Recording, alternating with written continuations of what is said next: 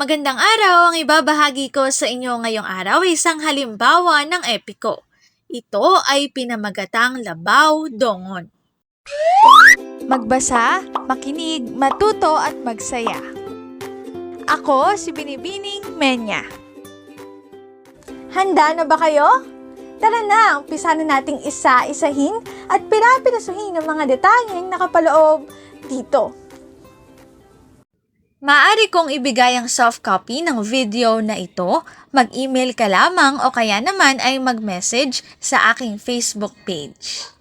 Ilalagay ko ang aking email sa gitnang bahagi ng video at ang Facebook page naman ay sa huling bahagi matatagpuan. Maraming salamat sa panonood!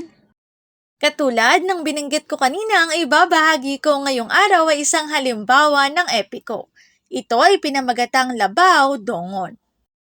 Si Labaw ay isa sa 3 anak ni Abyang Alonsina at Buyong Panbari.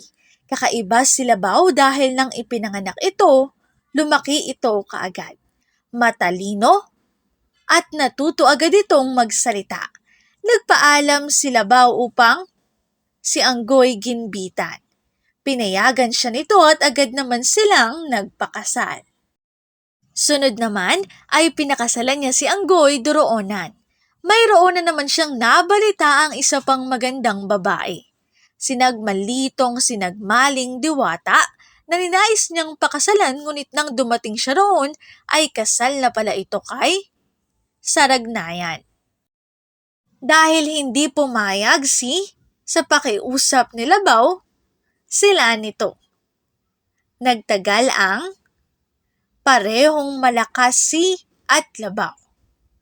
Nang mapagod si Labaw, agad ito siya ng parang sa ilalim ng kanilang bahay. Nang mabalitaan ito ng mga anak ni Labaw na sina Baranugan, anak ni Anggoy Doroonan, at Asumangga, anak ni Anggoy Ginibitanan, agad silang nagpaalam upang kanilang ama. Pinayagan sila at agad nagtungo sila kay, ngunit dahil sa angking lakas nahirapan sila.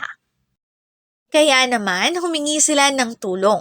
Una sa ngunit hindi pa rin.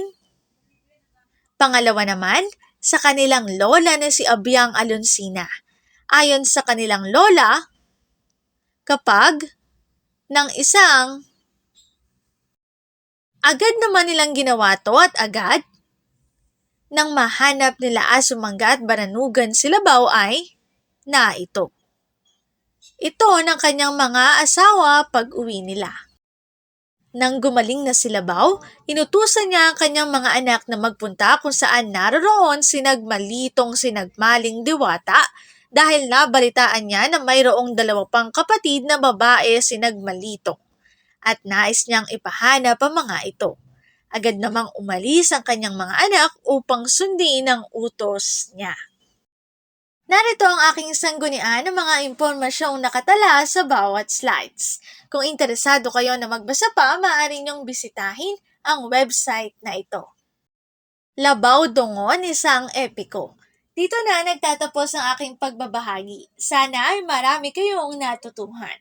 Muli, magbasa, makinig, matuto at magsaya. Ako si Binibining Menya. Paalam!